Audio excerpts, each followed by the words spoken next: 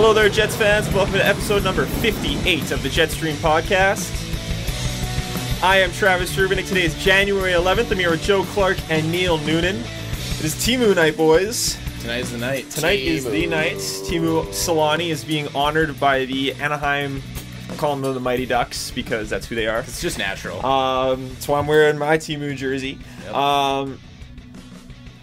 To put it simply, Teemu Selanne is a local celebrity. Oh, yeah. There is a lot of people at that game. It seems like almost like every Winnipeg media member, who, even though they don't cover sports, that could get the time off, is down there right now, which I think kind of somewhat speaks to how popular Teemu Selanne really was.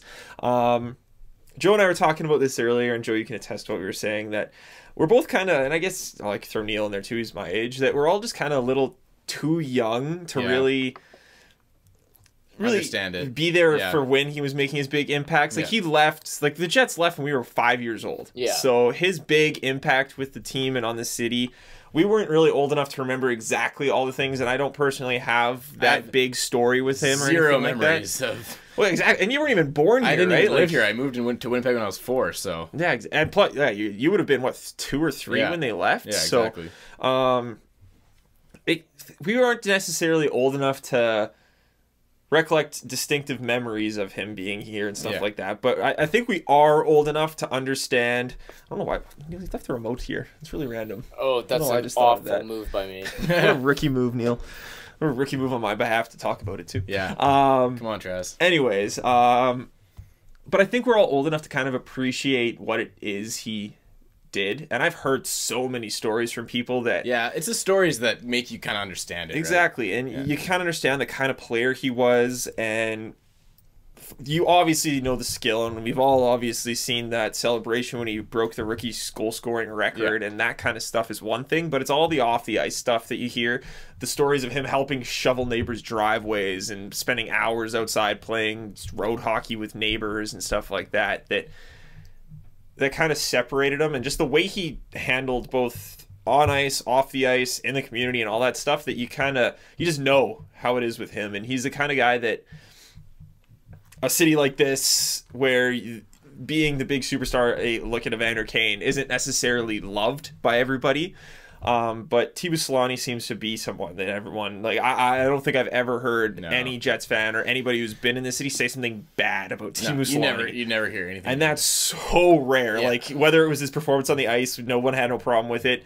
Where you look at like a Mark Stewart, who a lot of people off the ice love Mark Stewart. On the ice is another completely different story. And I know this is, and no one's ever going to be able to match his rookie scoring total. It's not going to happen. No one's going to be able to match him that way. But do you think any of the current Jets crop could ever come close? Like, I'm not even going to say get to where he was, because I just don't think nowadays that's ever really going to happen, because of just the fan side of things and how quickly word spreads. Like, if someone heard that, I don't know, someone heard that Nick Ehlers was playing road hockey, and it would be on Twitter in a second, and there'd be so many people there that just, like, it wouldn't be, the realistic. Same. Like, your dad told us a story about seeing Burmistrov playing shinny with some kids at one point in time, but like a lot of this stuff, it'll get blown up so quickly that it's hard to kind of replicate. But do you think any of the current Jets crop will ever really come close to that Teemu level of admiration? Like, I think a lot of, well, the whole league has changed so much in terms of the gameplay, but I mean, off the ice, everything has changed too. I mean, so much stuff is regulated now. So I think that back then, I mean, I could be wrong, I wasn't around back then, but it seems like the players had a lot more freedom to kind of just do whatever they wanted off the ice, and not necessarily in like a negative way, like to do what you want as in go party, but like if they wanted to do stuff in the community, they had the green light to go ahead. Now everything is like very planned, right? Because every team wants to make sure that they have a presence in the community, right? That's like part of their duty, is to, you know, go visit sick kids at the hospital and do this, do that, you know, help out at this place and go do fundraisers and soup kitchens and whatever. And it's planned, right? Like teams have like full staff just to plan these things, right? And every team does it. So I think that when you have stuff like that, you know, the players go, okay, we're going to this soup kitchen today, we're going to go to this hospital tomorrow, and we're going to do this, that, and, you know, cool, we helped the community, good, now we can go home. And so I don't think you're going to get a lot of guys, you know, except for the odd one here and there. And I mean, you can't really pick and choose. You know, it's just kind of random, right? Like Burmistrov playing shinny or what have you, that are going to be doing those extra things. For the most part, the quota's filled because the team fills it for them. Yeah, that it is kind of a different perspective. And I mean, you see something like we talked about a few weeks ago when PK Subban did that thing. Like, stuff like that. Like, that happens. Random. Yeah, exactly. Random sort of stuff. Yeah. And even in those situations, like, I remember, as good as that was, as great as that was, there was still some dick on Twitter who was like, would have been nice for him to do without the cameras. It's like, really? Like, who cares that there's a camera there? Like, so what? I'm sure the kid, it doesn't make a difference to the kids, and that's all who really matters in that situation. And I think it'll be interesting to kind of see how much that happens. It's so hard to do something without a camera being around nowadays. And I think that's kind of why everybody loved Teemu so much, is he did all of it without a camera, and it was done by so many people that so many different people just had the stories that everybody learned about somebody who either had an interaction with him or something like that along the lines of that. But even when a few of the Jets before Christmas were helping at like Silo Mission, like that still got on camera, still made Hockey Night in Canada. And I think that in a way, like, it does take away from it a little bit. That I don't want to say it takes away what they were doing it just takes away from like this the feeling that people might get and from it's it. Not it's individual players. It's it's a group. It's a whole group of them. So. And for all we know, like, maybe Andrew Ladd does go and shuffle his neighbor's driveway. Like, we don't know, but again, that's the thing. Like, it's not well known amongst everybody. Like, the stuff with Teemu was where everybody knew that he was always willing to do this stuff, and he was always doing this stuff. Like, he was just going out and doing it. I think that the way that it's set up now with like I said, teams having these like committees or groups of staff that are like literally their job is to just get community relations. Like, they have community relations staff. That's what they do. And with that, you're not going to get anything more than just, you know, random acts of kindness from it. And I mean, it's a realistic thing. Like, why would you like, there's only so much time in a day, especially when you're a professional athlete, right? Like, you if you're doing all this other stuff on the weekends, helping out at soup kitchens, you know, you maybe not have the time even with everything else. But, you know, back in the day, they didn't have these community relations staff. You know, they had to do it themselves. Yeah, it'll be interesting to see if it ever does really hit Teemu levels again. I have my doubts that it will. Yeah, it doesn't seem realistic now. Yeah, it's just harder. Yeah. As a whole, I hope it does. I would love nothing more than like a Nick Ehlers to be an absolute light up every team possible player on the ice and just in the community. Like, I mean, if anybody was going to do it, I would think maybe Nick Ehlers could potentially. The guy favorites every single tweet he's ever mentioned in. That takes a lot of time in its own. That is a lot. But I mean, I'm not saying that's anywhere close to going and shoveling someone's driveway. But again, he's taking that much time to at least let everybody who tweets about him know that he's paying attention, right? If you think about like the net effect of it, because back then, you know, everybody loves this one guy because he's the one guy doing stuff in the community. Maybe the rest of the guys do a small thing here or there, but for the most part, they're not doing it. Now, every team has all their players are involved in the community. You know, even if they're making them do it, it's still happening. I think overall, it's for the better. Yeah, it's more of the little things now. I think it's it's that guy who, and again, Evander Kane got hell for it, but it's that guy that sticks around forever and signs every last autograph stuff that they're not told to do. Well, exactly. It's where they're like, hey, like I remember when Jonathan Taves won the Stanley Cup and he was here doing his signings and stuff like that. Like, I went to the thing to go see him and blah, blah, blah, blah. And he got pulled away by his handlers pretty much saying, okay, we need to keep going, that kind of stuff. It'll be that kind of guy who, when he's getting pulled away, says, fuck off, I'm doing all of these. Like, I'm not leaving until every person here leaves happy. It's that kind of stuff that I think it takes now. And like you said, it's time limits. Like, I'm sure Taves would have loved to stay, but he had another time commitment to do something later that day. Like, it's tough to keep doing that. But when it gets to the point of pretty much being like, I'm sitting here for every single fan and doing all this other stuff and being great on the ice, that was just such a rare and awesome combination that Teemu was able to do. And I think it puts in big perspective. He played here for what, 4 years, I think? Like, he wasn't here for very long. And look at the overall effect that it had on people here of how much he did and how good he really was. So they're like guys like Dale Hawerchuk and stuff. They were good hockey players as well, but none of them really hit that level of Teemu celebrity. Yeah, they played here for longer too. Exactly. He was a captain of the team. Teemu just had such a rare effect that it'll be interesting to see if it ever does happen again, but I wouldn't count on it. And I hope that's not what people are waiting for in the current group of Jets, and I hope that's not why people hate players like Evander Kane, because times have changed, but I don't know. It'll be interesting to see. One other question we were asked, we tweeted out earlier to kind of get questions from people. One question that I found interesting was from our buddy Sean. at Sean Falconer. He tweeted out asking, who would you want to see on the Jets these days that you idolized growing up, just to keep with the whole retirement theme. So what who'd you idolize growing up? When I first saw this question, when Sean tweeted it, I have absolutely no delay. Joe Sakic for sure. Yeah. Because completely, like, full disclosure, I wasn't hugely into hockey when I was a young kid. I didn't play it. I barely watched it. I was just kind of I had the average amount of exposure, I guess you could say, for a regular kid in Canada. Yeah. And I didn't really... The fact that it was on TV all the time. But I only really started paying close attention to hockey maybe, 5-6 years ago, when it was sort of when I got to that point in my life where we became friends and all we ever did was watch Leaf games. Yeah, or like I got to that point where I was like kind of, you choose your own interests instead of just, doing what everybody else is doing. Yeah. And then I got into hockey, and that's how I fell into it. And so my only real good memory and vivid memory from hockey when I was a kid is just that Avalanche team, that Joe Sakic and Forsberg, and just like just crazy. Yeah. And the wristers and just top shelf, and yeah. So I got to go Joe Sakic. I got to go for mine. Have to be Matt Sundin. Yeah, that's fair.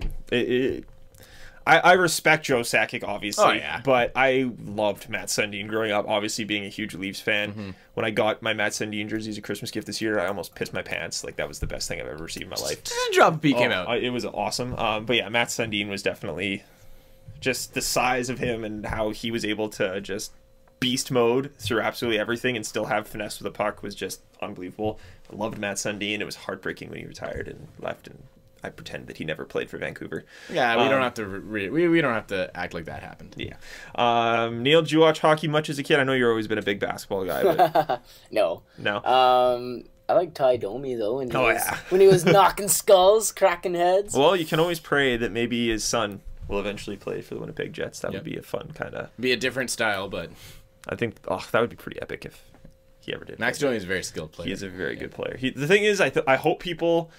I was listening to Steve Dangle's podcast, and he's like, for Max Domi's own sake, I hope he never plays in Toronto because for two reasons. One, he's not his father, so he's not going to do all the big hitting and stuff like that. And two, the skill like he's going to be a good player, but the expectations that people of Toronto would have of him, no kidding, just because of what they just saw in the World Juniors, would be so astronomically high that it would be impossible for him to achieve. Not realistic. Impossible. Yeah, agreed. So, Yeah, I agree with that. That would be rough for him. Yeah, and I would hope that if he ever did, this is way just in the middle of who God knows what's going to happen. I'd hope if he ever did come here that the expectations wouldn't be that high and people would be realistic. Hopefully there'd be enough time in between, because I mean, after the World Juniors, everybody's always high on the prospects, right?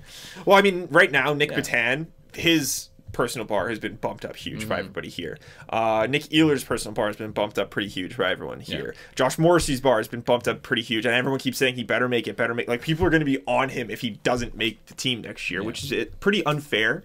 I think he will, but it's pretty unfair expectations right now on all three of those players. So I hope it kind of gets reeled back a bit. I think there's enough time in between that some of that'll come down. Like, luckily the World Juniors isn't in a spot where it's like right before training camp or something, because that would be unbelievable. There's 6-8 months in between where you can just chill out. Well, I think it'll kind of be the same effect that you have with some of the players here, where it's like everyone expects so much of guys like Evander Kane and Zach Bogosian. It's like, these guys are still young. Like, chill. Like, Burmistrop's only 23 years old.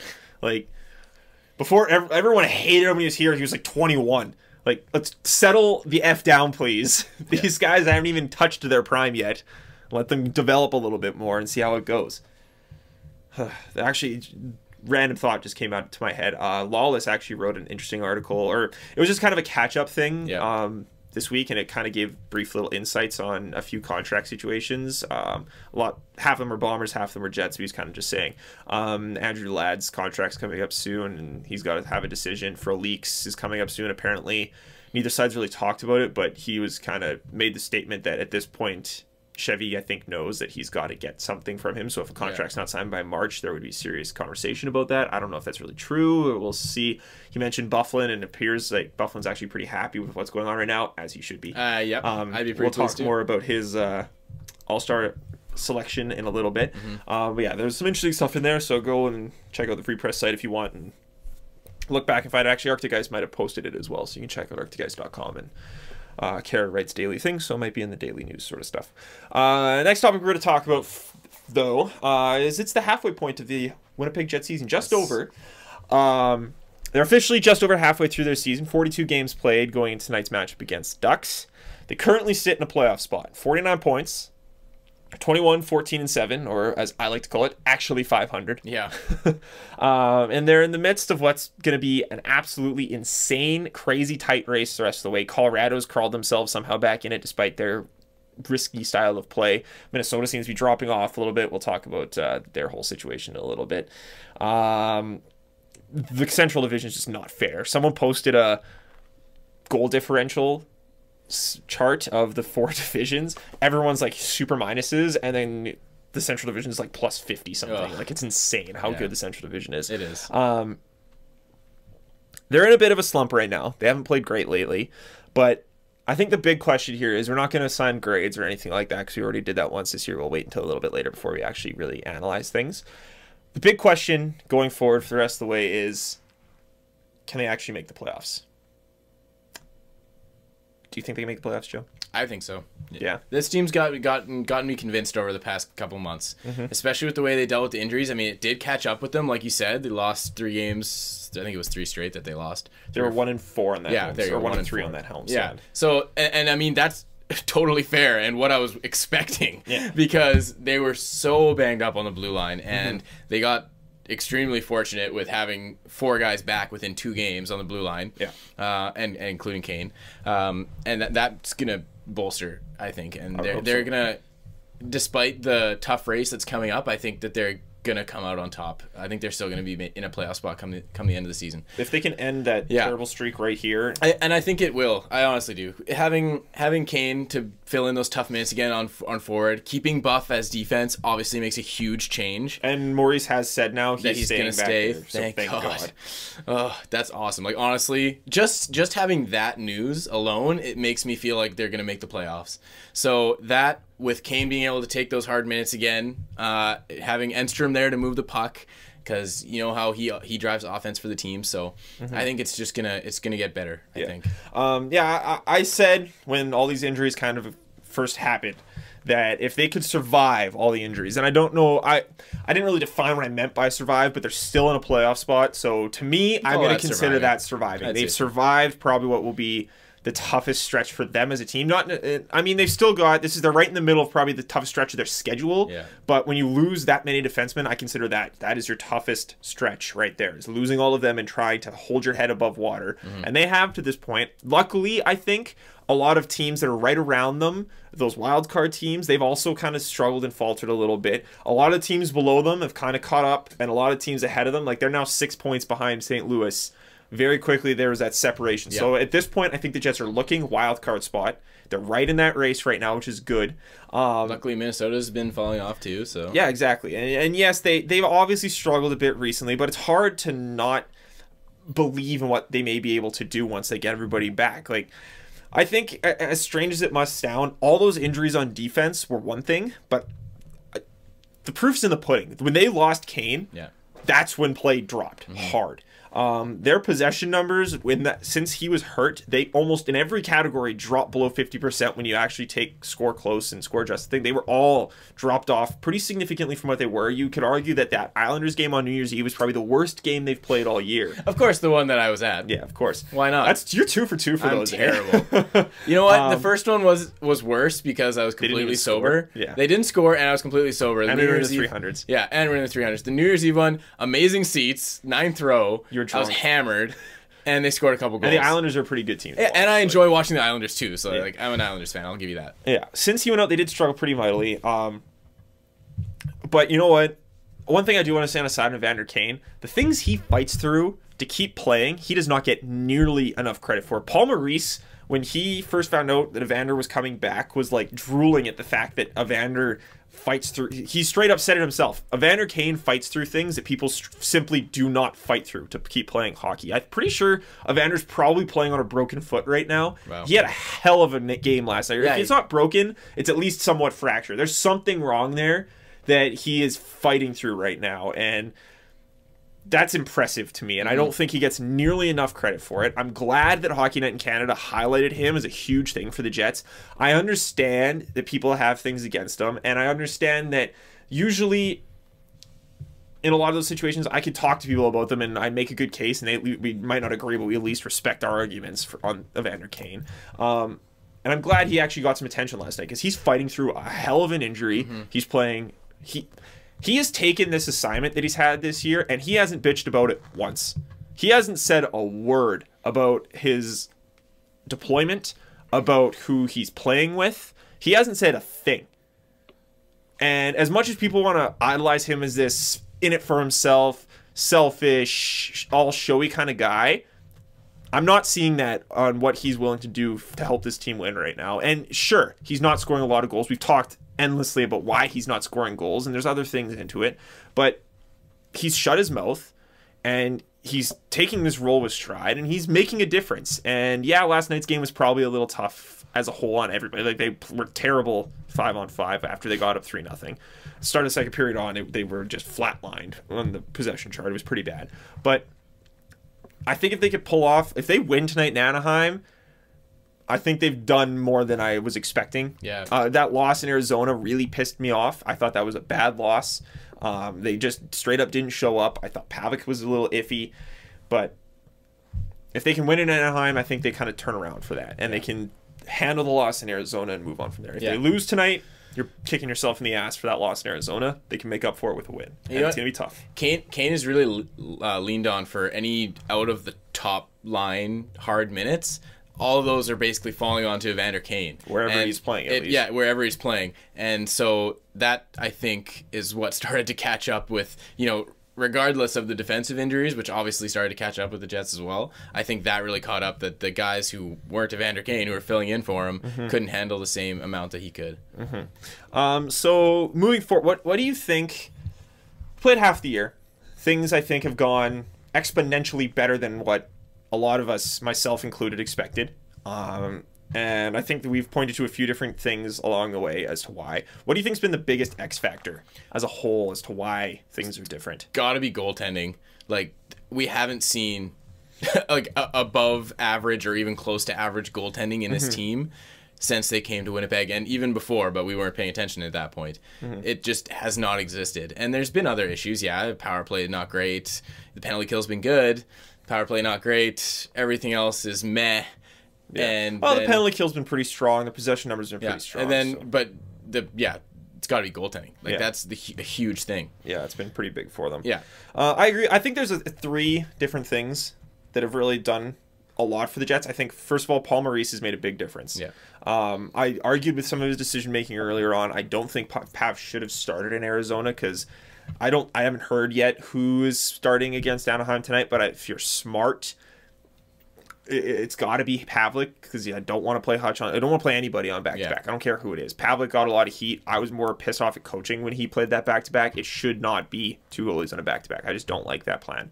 I think Buffalo going back to defense was a huge X factor for them. That save. At this point, I'm saying it's probably what saved their season for these defensive minutes and what ended up happening. And by the way, last week when I said Buff was going to play 30-plus minutes, he played, I think, 29-40 something, so he was right on the edge of 30. Yep. He literally almost played half the game. Like you said, goaltending. And Hutch has been huge for the team. Pavlik had a good start, which I think helped. And once he started faltering, we've seen it. Hutch has been getting more starts lately, as he should be. Yes, his save percentage dropped off a little bit, and you can expect that. It wasn't going to stay at 940 forever. No. He's still second in the league with save percentage, and the guy ahead of him is played, I think, 6 less games. So I'm still hopeful. Let's be honest here. The jury's still out on Hutch. He can't make a decision on who he really is yet. Been a full season. Yeah, he's played 18 games. Yeah. You can't really make this is a longer span than I think Havlic's ever had to start a year up where he is. Garrett posts charts quite regularly of their rolling save percentage, and Hutch is already way up there considering what Pav has usually been. So it'll be interesting to see kind of how this plays out, and I hope it plays out for the best. Hutch has shown a lot of good things. His puck handling needs to get better. It's been pretty brutal, and it's costed the Jets a few times now. So he's either just got to deal with what he's got and stop trying to make plays behind the net, or just work on that consistently. So I hope he does. Speaking of goaltending, by the way, Neil, I sent you a picture. Do you want to throw that up on the screen for a second? Of course. And I'm not trying to overblow this. I just want to throw this out there. Okay. we mentioned a few weeks ago how that 2 goaltending tandem thing doesn't often work out fantastically. Oh, yeah. And I don't want to put too much on this, but this picture was made. I found this on Reddit. This was thrown up after the Jets win last night. Everyone's celebrating. You'll see Pav up in the right corner. Get the little zoom in. He doesn't exactly look very pleased despite the win right now. Again, it's one frame. It could have just been a bad timing. I'm not throwing too much He's in the into middle of hopping the boards. He's in the middle of hopping the boards. He just doesn't look very happy here. Is there a chance this gets ugly? Because we've seen Pav call out his teammates before. Yeah. And they all seem to be really supportive of Hutch. So I don't want to say this is going to turn ugly, I but wish this was just slightly better quality. I wish I could really see right? Yeah, he just does not look very That's happy. so funny. That doesn't even look like Pav to me. I don't know why. Yeah. I don't know. Maybe it's the beard. Maybe he's not drunk enough. But yeah, I just want to throw it out there. There's a chance. Super salty. Yeah, That's so salty. funny. Yeah, it's funny. We'll see. Yeah. Don't want to cause problems. So what needs to happen over the next 40 games for the Jets to make the playoffs? What do you think of one thing really quick before we move on? Goaltending's got to stay at least like where it is. It's got to stay where it is. Exactly where it is, or just close? Is there room for Yeah, right around there. Right around there? Yeah. Neil, any guesses? What do you think's got to happen for the Jets for Health. Stay healthy. That's a good one. Or get healthy. Yeah. In our case right now. Finish getting healthy and stay healthy. I think that's super important in any sport. Yep. Just staying healthy. Yeah. Damn, I like both those answers. I was going to think of something else, but both of those were what I was going to go with. Yeah, I think Bufflin's got to stay a defenseman. Yes. Those 3 things I mentioned. Buff's got to stay a defenseman. Goaltending's got to keep up, and Paul Maurice has to keep making the right decisions. The decisions where, yeah, he threw Chris Thorburn on the 3rd line, but by the end of a bad game, he was demoted to the 4th, and he didn't see his 3rd line minutes again. Stuff like that, where he's not slow to react to things going poorly. He very quickly moved Buff back to defense, saw he was going well, kept him there. So, I hope things go that way. And that leads us to second fan question that was brought up going on from this season. This one was asked by David Marstad. I hope I'm saying your name right, David. Why are the Jets so reluctant to play guys from the Ice Caps over guys like Halischuk? And I'm not just going to call out Halischuk there, because honestly... It's a good example, though. I have no problem. I have no concern with Halischuk at this point, to be completely truthful. You can throw any of those names in there, though. But yeah, like I would throw Thorburn, Slater, those names any in there, of those too. 4th line guys. My first reaction is probably contracts. Mm-hmm. I think contracts have a big play in that. And like I said, I don't really have a big concern with Halischuk. I think he's done a good job for the most part. He's not necessarily the most skilled player, but he busts his ass, and I think he'd be a better suited kind of 13th forward kind of thing, where you can slot him in the 4th line or pull him out if you need to, sort of not necessarily a 3rd line player. Yeah. And he's always that first guy when we talk about when they're bringing, if they brought in somebody else, you can bump Halischuk down. He's kind of that first thought to me of someone you can move down. But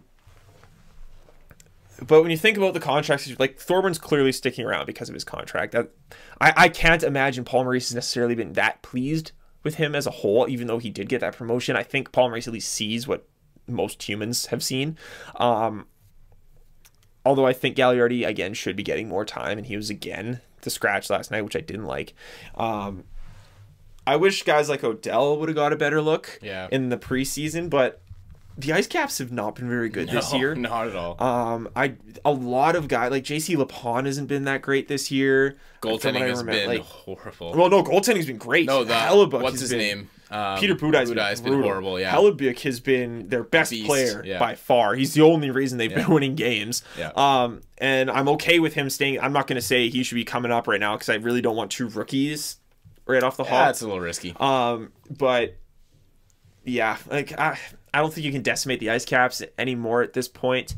It'd be nice to send a couple of those defensemen that you can down and maybe give them a bit of help on the blue line, because Hellebuck's been completely relied on. Budaj hasn't won a game. I don't remember seeing Budaj winning a game, period.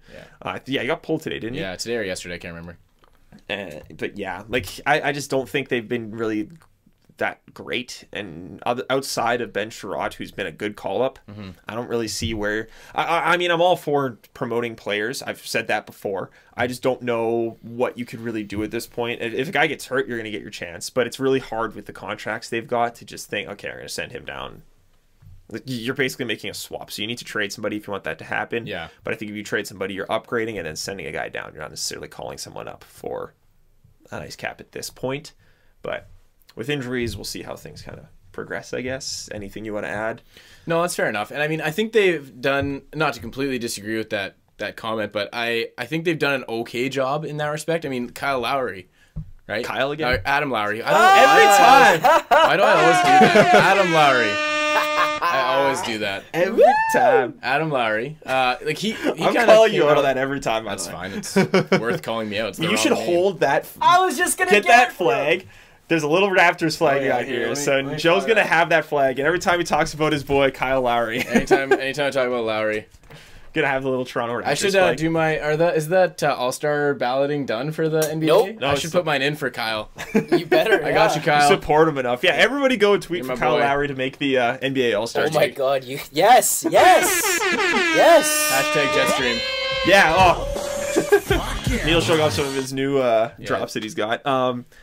Hashtag JetStream in your tweets, and then what's the hashtag for the NBA's vote? NBA ballot. NBA ballot. So yeah, hashtag JetStream, hashtag NBA ballot, and then you just have to say Kyle Lowry's Seriously name. though, he Timon said a lot of people like Justin Trudeau, even Stephen Harper. It's been a huge kind of team effort to get him into the start because he's so close to taking Dwayne Wade's spot, who does not deserve it. Yeah, But he's Dwayne Wade, so there. Exactly. Yeah. But Kyle, oh my God, like he needs to be starting. It's amazing. Anyways, Adam There Lowry. we go. Adam Lowry, okay. I think they did a good job with him, right? I mean, I think none of us gave a shot. Look, we wanted to see him, but we never really gave it a realistic expectation that he would be playing every game at this point in the season. And I think they did well with that. That they kind of took everybody by surprise. They let him do his thing. So I think they've done okay. You can't expect that they're going to be giving every single guy from the Ice Caps a shot in, third, fourth line every year. Right? It is, like you say, with contracts. And are you really going to break up an Ice Cap and have them play alongside Thorburn and Peluso? Yeah. And if you do, you're call into question, or is that really worth it? Yeah. So I think they've done okay in that respect. I agree that in some spots, like especially last season, was where it got kind of frustrating. I know they were consistently calling up guys who shouldn't and putting them in bad spots. Exactly. So that was a little bit frustrating at the time. So I can see where that comes from. But I think this season they've been a little bit better, and that could be a lot to do with Paul Maurice. Like you said, he's been a key for the Jets this year. So yeah, totally. Yeah. One other key for the Jets we've talked about multiple times, we're going to make reference to right now, is Dustin Byfuglien. He's an all-star as a defenseman. Huge. Love it. Garrett was mentioning this just before we started recording, and I was going to mention it anyways, but I guess now that he said it, I have to bring it up, that he brought it up as well. Every year that Dustin Byfuglien has been healthy around all-star time, there's been an all-star game going on, and he's been a defenseman, he's been an all-star. Yeah. So all three times. He was, as soon as he went to... So just throw him on forward. It'll be perfect. Oh, yeah, it'll be fine. When he went to Atlanta, he was a defenseman, all-star. Yeah. Second year with Atlanta, as a defenseman, he was an all-star, but he got hurt, so he was replaced by Chris Letang. Olympic break, lockout. Sorry, swap that. Lockout, Olympic break. Last year, he played most season... Or the last year was the Olympics, and this year he's back as a defenseman. He played, half the games as a defenseman, made an all-star. Still was an all-star. So... Yeah. So basically, you can say he got that all-star appearance based on how many games he's been a defenseman now. 20-something? 20. So he got that on 20 games. Yeah. Yeah. So that's just to give you an example. Yeah, one of the best defensemen in the league. Yeah, absolutely. Just saying. Just toss him on the third line. Yeah. That's where he belongs, right? That's where he's a winger, naturally. God. What do you think of the All-Star game as a whole? Like, is it still an honor to be named an All-Star? And this is just like general for sports. To me, you know what? Hockey is the worst for the actual game. The skills competition I love. I think basketball's... See, I'd rather football, watch. Sorry. No, yeah, football is I don't the worst even. for the I don't game. even count because the at least NFL. in the NBA, it isn't really an NBA game, but some of the shit It's they fun, do is unreal to watch. It's fun, and that's it's the point. It's like a bunch of the best basketball players in the world playing street ball. Like, it's a gong show, but it's awesome. And that's why it's fun, right? And I think that's the whole point is. or at least that's what the point has become, is that it's just a big fun thing. Yeah. And I honestly get kind of bored watching the NHL the actual game, because the guys are just kind of, you know, not really skating hard. There's gliding. They try and do a couple things, and like the goalies, it's like watching shinny. Yeah, and then like the goalies are like, you know, purposefully not saving shots. Well, I think the goalies still try. It's just they're not gonna. But there are certain ones themselves. where they don't, you know, they'll purposely not try, or they'll, you know, they'll get hurt, right? Yeah, exactly. And it's understandable, but at the same time, it's not entertaining. Oh, exactly. So the game itself, I'm neither here nor there. I'm not gonna go out of my way to watch it. Yeah. If it's on, I'll probably watch it half and not really pay attention, because it just doesn't really grab your attention. Not like the NBA one where, you know, throwing alley-oops and doing ridiculous stuff. It's at least an aerial show. Yeah, exactly. Right? It's a show of athleticism, if not anything else. Yeah. But I mean, the skills competition is still fun. I love the skills competition. Yeah. Watching Pavel Datsyuk do his, which he got snubbed this year, sad tears for everybody. Watching Pavel Datsyuk go through Subban, by the way. go through the pylons, and just the ridiculous stick handling and puck handling and the shooting accuracy and the speed that people can generate on their slap shots. All that stuff is just like I said about the All-Star game for the NBA, it's just, you know, marveling at the athleticism. And so the skills competition, I think, is really good for that, but the game really falters. Yeah. The thing that this is where I kind of approach the All-Star game. I think the NHL as a whole, they have...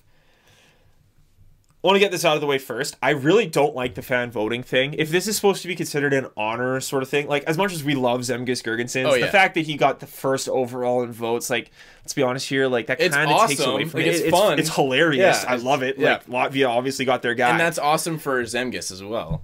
Oh, exactly. It's great for him. But the fact that every team needs a representative, that kind of bugs me, because you're still taking away spots from guys who are might be better. Like, if you're a great team, you're going to have more All-Stars. This is the way it is, right? But they kind of take that away from happening. That bothers me. I don't think being named an All-Star means as much as it used to. Especially in the ones that in postseason, after the season as well, when they're naming like the best line. I don't even pay attention to that. That's named by writers. Like, I think if you really want an All-Star thing to count, it should be coaches and other players who are picking them, because they're the ones who know what it takes to play these guys, and coaches know who they have to schedule or like plan things around. And as much as some coaches are questionable at best, Claude Noel might be one of those, Randy Carlyle being another one, you can at least understand their perspective, and they're paid professionals to have a distinctive role in how hockey's played, right? So I agree with that. Outside of that, though, I think the NHL does the best job of everything surrounding the All-Star game. Like you said, the skills competition, the having drafts to pick your teams, like that's kind of hilarious, stuff. The like, draft. I will watch the draft more likely than I would watch and be entertained by the game. Absolutely. Because even though Phil Kessel was the first guy to be picked last, that was freaking hilarious. That was so fun. And it might have sucked for Phil, but you know what? That was hilarious. Watching Alex Ovechkin take a picture of him exactly. On his like that kind of stuff. That's fun. And I think the NHL does that better than any other league. I don't think the NFL really has a skills competition at all anymore. I think they used to. But that would be amazing. Yeah, it would be cool to watch. Like this throw. Oh, exactly. Just so you could throw the ball the furthest. But again, that's I think a problem with them doing it the week before the Super Bowl, which again I think is stupid too. But like if you had like a tire and you just kept moving the tire further and further away and see what quarterback could throw it through the tire from the farthest, like that would be cool to watch. Do you guys remember those old fantasy commercials where they just showed a bunch of NFL players doing crazy things, like catches through the drywall and stuff like that? Catching a ball with two hands and catching it together, that would be cool. That would be cool to watch, and I think the NFL really, not the NFL needs to hype themselves up anymore, but I think they have a bit of a missed opportunity there. And the NBA skills comp, I like watching it, but I feel like as a whole, unless you've done a lot of that stuff before, it's hard to kind of understand some of the skill side of it. Like the dunk competition, I think has kind of gotten watered down the last few years. The dunk competition's all hype. It was awful last year. They changed the entire format. Like they're making it too complicated now. Yeah, like it just I think back when it was the first few times they did it, that's when it was like, wow, that's freaking sweet. Rank it out of 50, super simple. Oh, exactly. That's all you need. But even now, like some of the other stuff they do, like I think it's stuff you see NBA players able to do on a nightly basis in their skill competition. Like the whole what's it called? That whole like series of things they do. Yeah, like the guard. I don't even know what the skills. It is like a skills comp where you just do the passing, the shooting. Yeah, exactly. Like, yeah, it's cool you can do that, but again, people see you do that every game consistently. Yeah. Whereas hockey,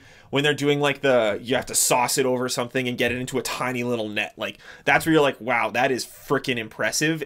You don't take notice to that kind of stuff as often as you do in the NBA, where it's highlighted again and again and again and again. Whereas like a saucer pass, unless you're really watching the game and slow things down, only on goals do you ever really see those slow down as how impressive that shit really is. Mm-hmm. And getting to see players do that and the accuracy shooting and stuff like that. Like you don't see a player snipe 4 corners perfectly in 3 seconds very often. Like that's where it's cool to watch it. And I think the skills comp and stuff like that is awesome. And you get to see a side of NHL players you don't see very often because they're mic'd up and they're screwing around with each other. You don't see that very often. Whereas in the NBA, again, you see guys having fun on the court, and they're going at each other, and you get to know NBA personalities a lot more just day in and day out. So it's not necessarily that the NBA skills comp isn't as cool, but it's more of the same, I guess is what I'm saying. Whereas the NHL, their skills comp is stuff you don't see. Yeah, ever. It's only the skills competition, or when the teams have their own individual ones. Oh, exactly, like and that stuff isn't necessarily broadcast. Yeah. And you see players having fun, and they're spraying each other with water balls. They're doing the skates and stuff like that. Like it's a different kind of atmosphere than what you normally see in the NHL. Yeah. So I think that's awesome. But again, the game itself is. I think the NBA's got the best one. Yeah, the NBA is the best game, I think. Yeah. It's just the sport, though, too. Yeah, exactly. I wouldn't say it's really anything like league versus league. It's the sport. Oh yeah, it's just the way it can be played, right? And you made a great point about the NHL, like the skills. Like you don't really get to see those individual skills very often in an NHL game. In basketball, you do. You get to see people dunking and 3-point shots, making good passes and stuff. Yeah, the 3-point competition is really the only thing that's very impressive. Watching someone hit like 25 out of 30 3-point shots. That's crazy. Like, honestly, my favorite part of the 3-point competition is watching how, even though they're professionals and you know they can do this again and again and again, when you're out there by yourself and you miss a couple, just the mental aspect and how quickly that can take over in that situation. Because almost every year there's a fantastic 3-point shooter who just flubs the thing because he misses the first few, and then you can kind of hear the crowd rumbling, and then it's just gone. You can just see it in their shot. It's just gone. Yeah. But yeah, that honestly, as bad as that is, watching them fail is like almost the coolest part to me, because it's like these guys could do this in their sleep with a guy in their face and thousands of fans yelling. Yeah. But just because you're on the court by yourself and it's highlighted on this huge broadcast that you might not be used to and all sorts of stuff, that is where I find that really crazy. So yeah, Dustin Byfuglien, all-star defenseman, very well deserved. What I found really interesting.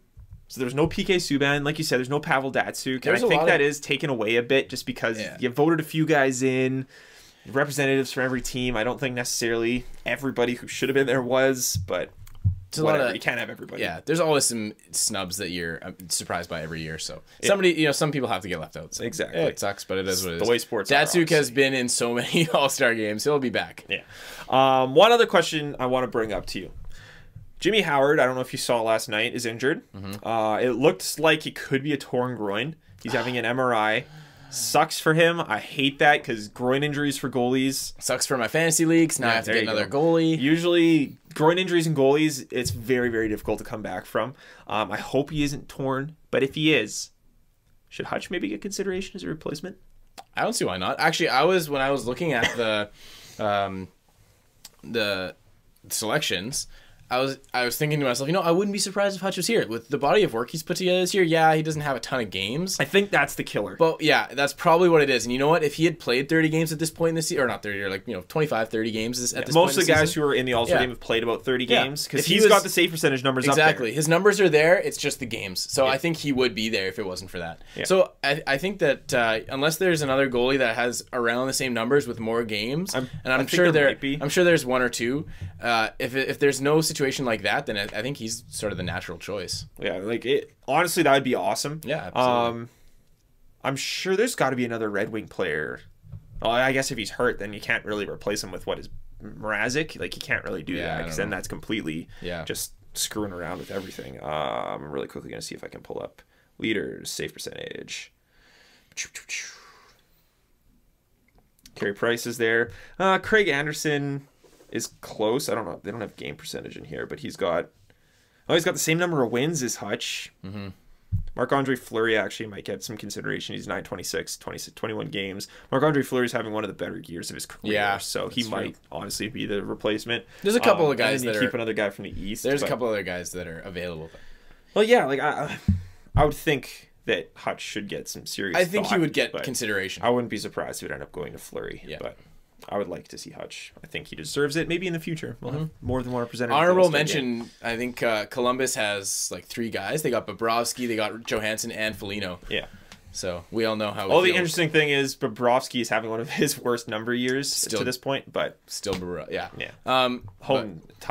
kind of favoritism. That's a little true. Bit, maybe. Yeah, it's in Columbus. That's true. Yeah. I think it should be good. Did you see the jerseys? They're horrible. I didn't mind them really. I think they're not my favorite. Why is there like lime green? It is kind of weird. I don't get it. But I think it's the NHL being like, can we at least try to do what all these other leagues are doing with their jerseys and try? Like they look kind of like the Seattle Seahawks jerseys in a way with the little like the lime green touch. But it's the sort of thing you see in college football where the flashy kind of jerseys. It's not really a hockey thing. No, it's weird. I don't like it. I think a lot of people prefer hockey jerseys being the old time classic sort of like this. Yeah, exactly. But yeah, usually you don't see fluorescent. Neon colors. It's different. I don't know how else. I don't think they're gonna sell very well. It's a freaking all-star game. Who cares? I mean, honestly, when it comes down to it, they're gonna wear it once and then move on. Yeah, exactly. So yeah, Dustin Byfuglien, all-star defenseman. Last thing we're gonna talk about before we get to our regular segments. There's a few coaching stories that I feel like we have to bring up. Do you want me to bring up Carlisle first or Mike Yeo losing his mind? I want to watch that video. Actually, I haven't seen it. So do we have the video? I forgot to send it to Neil. Neil, do you want to? Okay, well, send it to him, and then we'll talk about Carlisle, and then we'll do. I can find it. What is it? Google Mike Yeo just losing his mind. He's the Minnesota Wild head coach, and there's a video of him like freaking out his team. While Neil's doing that, we'll talk about Carlisle. Randy Carlisle was fired on what was the greatest Monday morning of my life. I was so happy, even though it completely destroyed all my production that morning. Sorry. There's an ad. There is an ad. Freaking internet and all their ads. I was thinking we were going to talk about this more, but then I remembered this is a Jets podcast, not a Leafs podcast, so I can't spend the whole time celebrating Randy Carlisle's firing. That's true. It was I may or may not be talking about this later in the show. Yeah, exactly. It was a very weird kind of situation where actually he should have been fired. He deserved to be fired. Reports everywhere afterwards was that he just wasn't listening anymore. He was doing what the hell he wanted. He stopped. Reports were legitimate. He stopped trying to find new solutions over the last few games. Oh God. Kessel gets absolutely destroyed because he stops trying as he's barely skating off this far from the bench to get off for a shift. And Randy Carlisle stopped coaching, but no one mentions a word about that. That's fine. And it's amazing how being a nice guy to the media can just get you saved in Toronto. Yeah. Like if Ron Wilson, fair point, I think if Ron Wilson would have been kinder to the media in Toronto, he'd probably still be the coach there. Because he got fucked hard by bad goaltending and just hated the media there, and they hated him and were pretty much calling for his head. Whereas Randy Carlisle, who this team is way worse under, despite their win totals, they are way worse under Randy Carlisle. Anybody with eyes can see how bad that team was under Randy Carlisle. Look at any graph showing anything about their play on the ice, and the second Carlisle got there, it's just a dive bomb into hell. Doesn't even matter. Advanced statistics, normal. Doesn't matter what you look at. Doesn't matter what it is. Their play was brutal, and he was saved by good goaltending. That's what it was. If you think otherwise, you're wrong. Yeah. I understand that some of the players do have to take some blame for this. They do. Of course. And it's interesting that Ron Wilson probably would have been the guy to keep his job because he even went on the radio in a really awkward situation in my mind, just trashed. First of all, he said, yeah, Kessel is a heck of a player. But then he also mentioned that Kessel stopped trying or his emotions got better him and he was 2 weeks hot, 2 weeks off. Everyone knows that scorers go hot and cold all the freaking time, so that doesn't make a difference. Oh, Phil Kessel has emotions. That's terrible. It was just a really weird situation. Why do you call a guy who was fired by a team to give you analysis on the team when he hasn't talked at all? Yeah. Got like stupid situation. It was this really weird whole kind of wrap-up thing, but I'm just glad that he's gone. Yep. And of course, all the Kessel hate just exploded from there out because he said that a media member was an idiot for asking him a loaded question. Yeah, the question was, do you think he's fired because of you? Like, do you think it's your fault? He's like, is this on you? Like he's like, well, are you hard to coach or are you uncoachable? It's basically what he was asking him. And he's like, what? Yeah. He's like, no. He's like, do you think you're uncoachable or still? He's like, no. And then he was sad. He's like, what else do you want? He's like, well, do you think you're uncoachable? He's like, no. He called the guy an idiot. Yeah. Like, it's one thing to ask that question. I think in some terms it's a fair question to ask. But this Festchuk guy like writes personal attack articles about Phil Kessel all the time. He asks loaded questions all the time. He writes his articles, in my opinion, this is what he writes his articles and then gets quotes based on what his opinions are and only plugs in what he needs to. He doesn't get the quote and then move from there. He just finds what he needs to plug in where he wants. It's the kind of crap that it seems like he does. I get on Lawless sometimes for his personal attacks on Kane. At least those, Lawless will admit that he doesn't like a lot of Kane's personality and will admit when he's wrong. And I respect Gary Lawless for that. He knows that he's not necessarily Kane's biggest fan, and he's said it. He's said it publicly multiple times. Festchuk will not admit that he doesn't like Phil Kessel. He straight up just like he makes Lawless look like Kane's best friend. Like it's bad how much this guy attacks Phil Kessel, and just it's ridiculous. So Kessel deserves some blame, probably, but I think it's also a bigger issue of who he gets played with. He's also the top scoring winger in the NHL since the lockout. So yeah, exactly. Like we're not talking the lockout that was like half a lockout. We're talking like the actual lockout in like 05 or whatever it was. Exactly. Like he's a beast. Yeah, a monster. So. Just if you want to go with Tyler Bozak. Yeah, if you want to go with just numbers as your proof, he is the best winger in the NHL since the lockout. Yeah. So that's probably not your issue. Yeah. It's so frustrating. You got Tyler Bozak, a guy who would be fourth line center in Winnipeg. Yeah. As a sentiment, but he's the problem. Yeah. Mike Yeo. Neil, do you want to play this video? Okay, I have not. Grab that remote I put by you for this exact reason. I have yet to see turn this. up the volume. You planned this, actually. That's why you left the remote over there. How loud? Maybe 20. Let's see. I have yet to see this video, so apparently he freaks out. Oh, we're gonna need. Here, pass me that. Okay, here we go. We'll keep talking about something. Anyways, we're gonna listen to this video. Before we actually get it playing, this is good actually. People for some reason freaked out about this and were really taken aback by this whole thing. They were saying a lot of stuff along the lines of, you can't show this to people, this is not how coaching is done, blah, blah, blah, blah, this is so disrespectful, this is terrible to see, and all these parents were saying this, like, this is not what you want to show, and this is not what kids should be exposed to, and all that crap. My personal response is, if you don't want kids to see it, don't let your kids see it. Yeah. Or control their internet, maybe. I don't know, if you don't want them to see this thing. We're going to watch this video. I don't think it's very bad at all. I think I've had worse language on this very podcast than he probably... well, it's close. But I don't think the overall message of what he says is at all a bad thing. But I'll let you guys be the judge for it, so... Can you actually... fill the swear jar? Yeah, he would have to fill the swear jar. Can you actually hear what he's... Oh, here we go. I'm pretty sure it's bleeped out. So he tells him to get to the boards.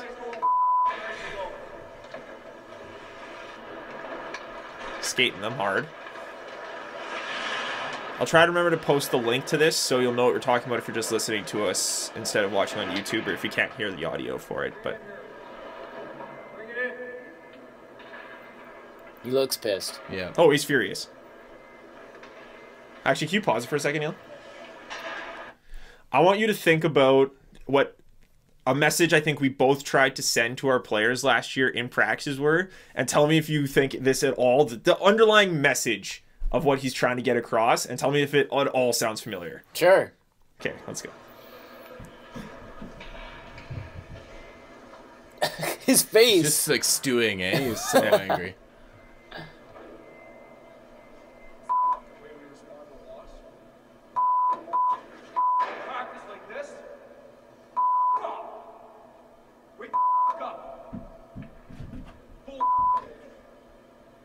Guys not ready to go?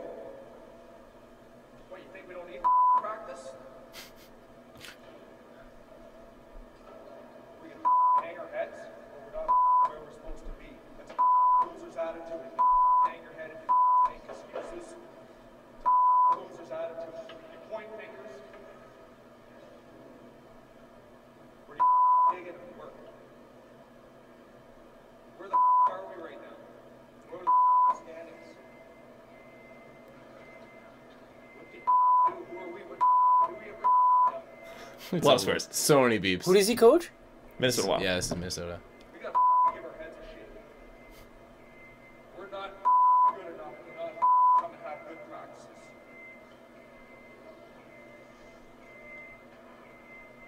We're definitely not good enough to hang our heads, feel sorry for ourselves, and make excuses. We did some good things last game, but we gotta be better tomorrow. That's our attitude.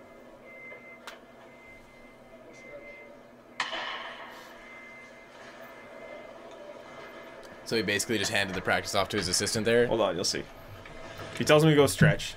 They all go to the center stretch. ice. Okay. He goes to talk to his assistant coach for a couple minutes. Yeah. Talking. Camera goes out. They're stretching. I'm not sure if they cut it here for a second, but there is a bit more. So yeah, they cut it, so they've been stretching. You see him go. Smashes the stick on the boards. Throws the stick. And he is gone. Just leaves. And he didn't come back. Apparently, like, the GM of the team and stuff came down, like, left the seats immediately to go see him afterwards. But I get that parents wouldn't like the swearing. Obviously, yeah.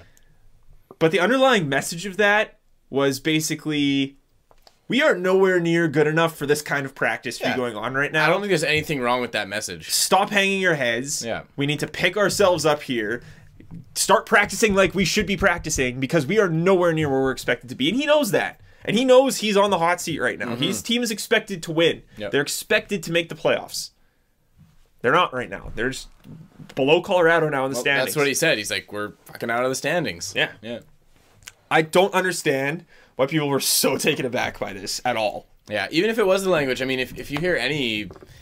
You can explain to your kids that sometimes people swear. Well, and you know what, and especially like coaches in the NHL, I'm sure it's like this in every sport, but in the NHL especially, like when you hear them on the bench and stuff, or if they're mic'd up, it's just beep, beep, beep, beep, everything, or you'd read their lips. No, exactly. It's only like, swearing, it's so everywhere. that's not surprising to me at all. And you know what, I have no problem with that message that he's trying to send there. That's perfectly fine. I mean, I've not personally ever seen a coach like leave a practice and not come back. Yeah. That's still a little bit extreme maybe, but I mean, I'm not in that situation, so I don't know. That's the one thing that I feel okay with people being upset with. Yeah, Yeah, that's him a leaving little- the practice, yes. Especially after the message he just sent, Yeah. leaving is kind of iffy. That's exactly what I'm saying. Like, Even- he's almost contradicting himself. Even if you leave, you know, and chill out and then come back, that's, you know, Yes, understandable. But if exactly. he left and didn't come back, this is a little strange to me. Yeah. Yeah, I mean, I don't know if practice was over there, because I would find it weird for them to be stretching In the middle in of the practice. middle of practice. Yeah. So it might have been the end, or it might have been the very start. I don't know. Yeah.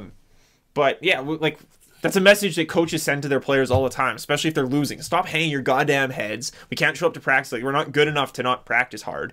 So let's get freaking together and go. And I just think things like swearing, if you take offense to it, talk to your kids about it. You don't need to get mad at some. Stop blaming other people because you don't want to be a parent. Explain to them that people.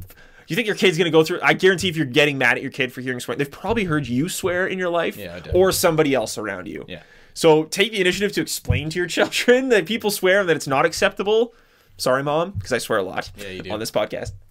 So if you have a problem with it, explain it to your kids, maybe change it as a whole. It just bugs me so much when people just try to take things away from other people, blame other people for your lack of desire to be a parent. It just bothers me. So goofy. These kids have the internet. Yeah. They're good at... They're seeing worse things than the word fuck. Yeah. Like, exactly. Absolutely. and he's not coaching kids. Oh, exactly. He's He's coaching coaching grown adults. professionals. They're adults. Exactly. My goodness. Yeah. I don't know where people get off. But some people just need anything to get mad at. Yeah, exactly. So, Oh, Especially on the internet. The one thing that really annoys me, and this is a whole other extreme, we're not even going to go down there, but it's the same thing with like gay marriage, when people are like, how am I supposed to explain that to my kids? It's not an argument for not allowing that to happen. Yeah.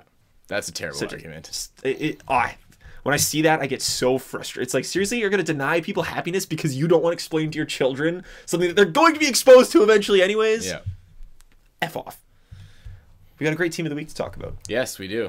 And this kind of relates to what we were talking about earlier. We need some music to start here, Ladies Jim. and gentlemen, Oh, I wasn't it's gonna tell Joe's until great after. Team of the week. Yes. I'm There not it is. just going to sit there and wait until... Oh, you sit there. Just dead silence. I mean, we just look at Neil, and then everyone will know. The great team of the week for this week is the Toronto Maple Leafs. no way! Yes! I was so hoping you were going to do I had this. to. I had no choice. Yes! We're not going to hear any magical numbers about how they went like 10-1-0 in their past 11 games. Because they didn't. Because they didn't.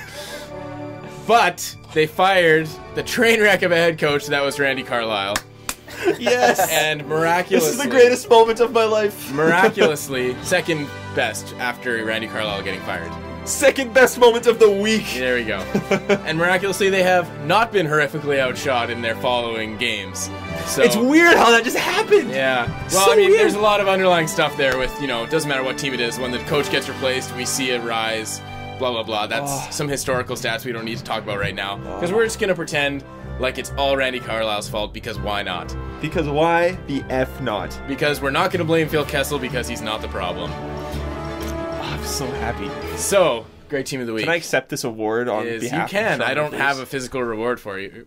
Award or reward, whatever. I'll take it anyways. You can have, the symbolic I'm so happy. symbolic award of great team of the week. Yes. Toronto Maple Leafs. That's amazing. Yes! Travis is feeling good now. It's the best award the Leafs have won in like 40 some odd years. That is correct. Oh, that's awesome. We learned things this week as well. Joe, do you want to start with that? Sure, yeah. I sent Neil a picture of what I learned this week, and this was just took me aback.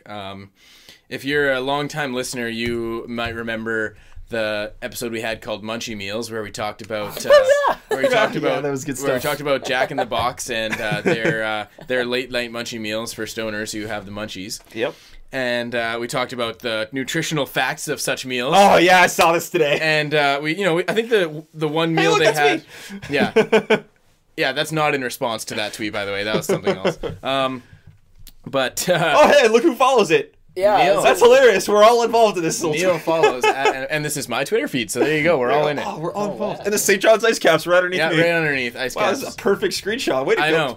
Applause for Joe. Way to go, Thank you. Hey, you know what? I actually saw this exact tweet, like not from the NFL, but like from a different source, but the same tweet a couple days earlier, and I didn't screenshot it. I decided to screenshot this one, so it's just so good. Anyways, those munchie meals, I think the worst one we calculated was like 1,300 or like 1,400 calories for the one meal. This single burger that is available at Lambeau Field, called just for this game. Yeah, called the Big Game Burger. It's 3.5 pounds and 2,395 calories. If you can't already read that there. Wow. AKA, you eat this today and You're nothing done. else.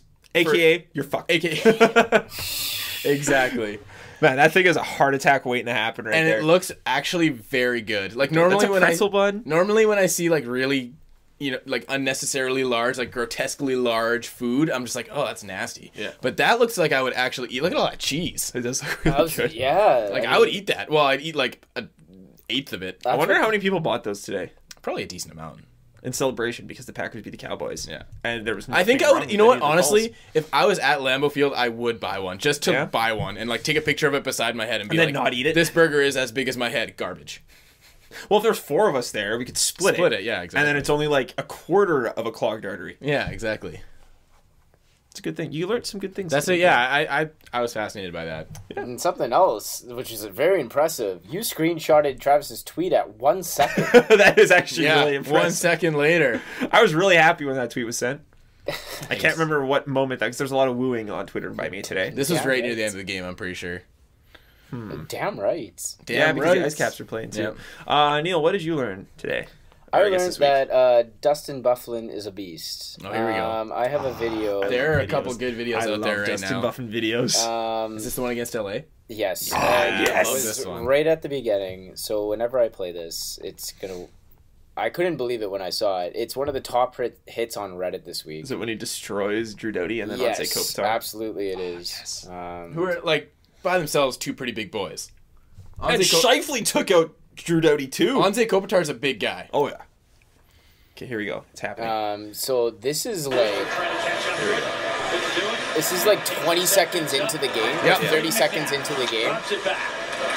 Lots of room for one There it of is. the great Russian defensemen. Boom! Whoosh! Dustin Bufflin takes so many I am bigger than you penalties. Just went Like 1-2 on Doughty and Kopitar, although he's going to pick up a penalty, I think, for his hit on Anze Kopitar. Doughty winding it up. A couple all-stars going against each other. Looks for the poke check, finishes with a body check. And the puck was right there. throws Anze Kopitar. That who's is a big, just strong man so as well into the boards. dominating. Yeah. Just get If a he little sense isn't of how so strong big, Dustin there's no Bufflin way he can gets a be. penalty there. He just doesn't. Even though he He, picked up a penalty on the second one. when I was Has been a younger, problem for the Winnipeg Jets as of late. like, see how mad Paul Maurice is?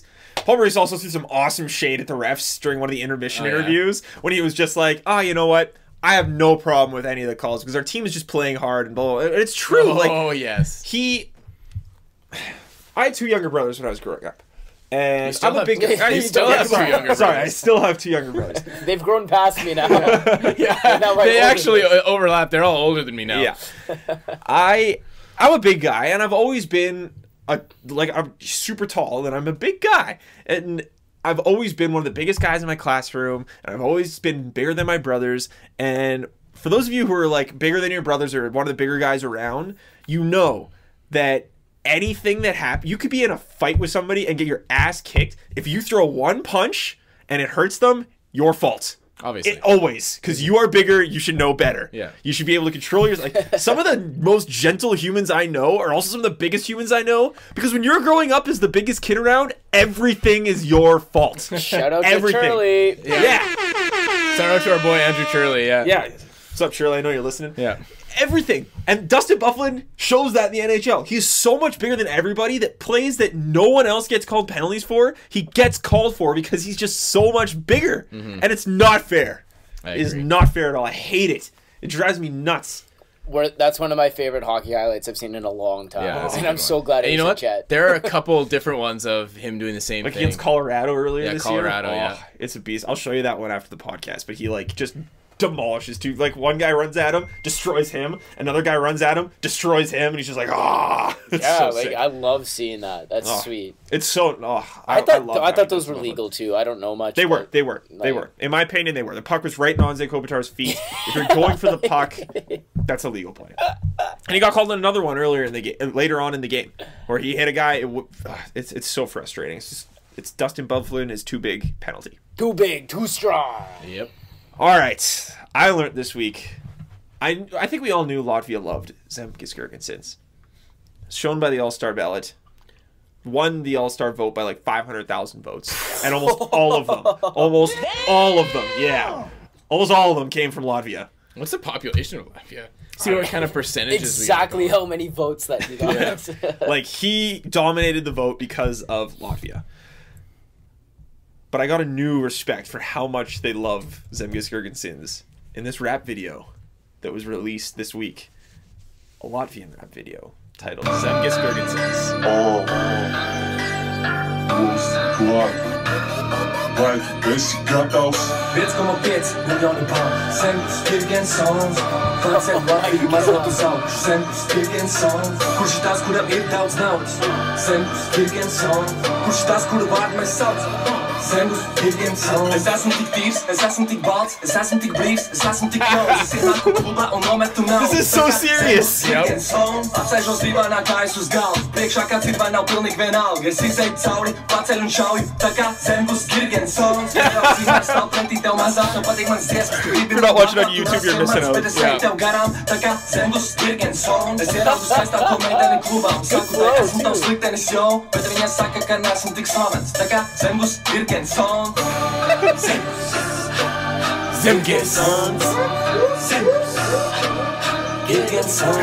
Undressing BK Subban. That guy's like 12 years old. I know. The Sabres toque. Oh,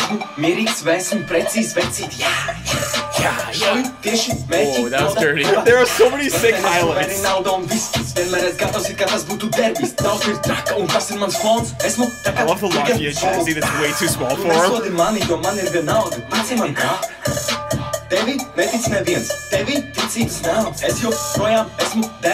Gangsta Sabres hat.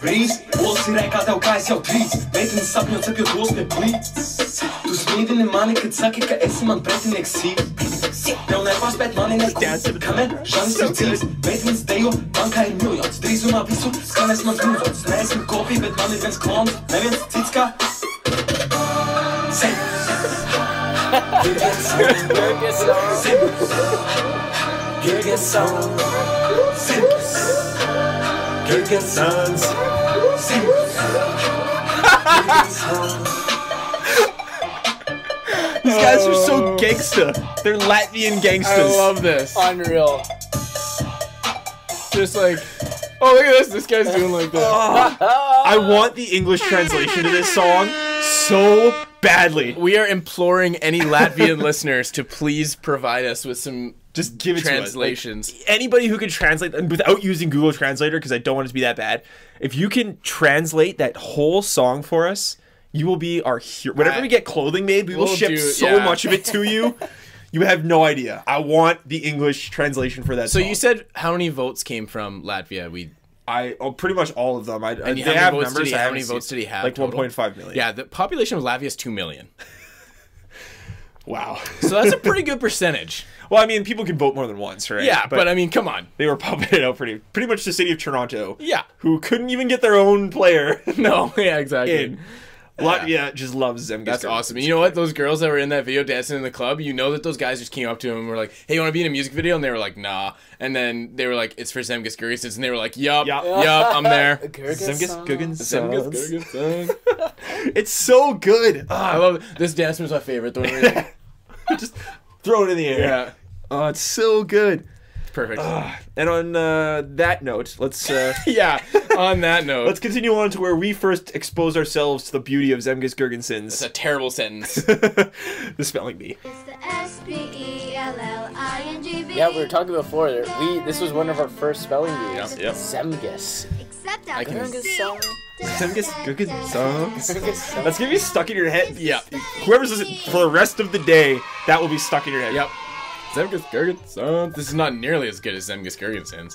I wanted to try and mix it up this week. Go with something that's maybe a little bit more traditional, but still kind of confusing. It might throw you off. I feel like Travis might get this one, but I know that it'll be confusing. And it's one of those names, if you've never seen it before, it sounds simple, but it can throw you off. So No hope for Neil. So we'll see how it goes. The spelling bee participant for this week is going to be from the New York Rangers, Mr. Ryan McDonough. Ryan McDonough, eh? I had a feeling you were gonna go with Pavel Datsuk for that. No. Because his name's surprising. I spell that one wrong all the time. Yeah. Ryan McDonough. I think that's it. Right. RYAN. Capital M, lower C, big D. ANOUGH. You were Okay. close. You were close. That's sad. Like you know, Travis. We don't know. I'm pretty sure I know this one. Ryan McDonough. Ryan and RYAN. Nyan. RYAN McDonough. MC, like Neil said, capital M, little C, Big uppercase D. D. ONAGH. Yeah, Travis nailed it. Ah. Yeah, it's I nailed it with a big D. yeah, nailed it. No, I'm not even gonna go there. RYAN and little C big D ONAGH Ryan McDonough. Wow. Just so taken aback 12th right now. overall pick in 2007 by the Montreal Canadiens. He was part of yeah, I the forgot Scott he was Gomez taken. trade along with like 6 other players. God, swapped. that was the worst trade. Yeah. Yeah. I'm so glad the Habs did that. Yeah. And fun fact, his Ryan McDonough's uncle is a former NFL quarterback, Steve Walsh. I did not know that. Yeah, played for like 6 or 7 different NFL teams. So, yeah, Cool. That's about it, folks. I think that's all we got. The Teemu Selanne game is starting in about 5 minutes. Man, we got to listen to Zemgus songs That's and like- this in like full of just 10 tasty minutes. jams. Tasty Jams on the JetStream podcast. There's a good name for the episode. Yeah, Tasty, Tasty Jams. Too Jams. many today, man. Oh my goodness. Too many good names today. At first, I'm like, I have to call it Teemu something. Or Big D. But exactly. There's been a lot of quality title names. I'm really excited to find out what you I'm think. never let down by Neil's title name. So Oh, they're I know always it's so gonna be good. Just like I'm never let down by this music at the You end know, of an episode. no, this never gets old. Alright, if you want to get a hold of us on Twitter, at JetStreamPod, hashtag JetStream. Anybody who speaks Latvian, if that's the actual language, or knows someone who can, translate that song for us, please. At JetStreamPod, hashtag JetStream, or email us, jetstreampodcast@gmail.com. Check out the website, www.jetstreampodcast.com. Love that. Neil got some new drops this week, and they've been excellent. He updated the horns to give us a little tri super horn. There you go.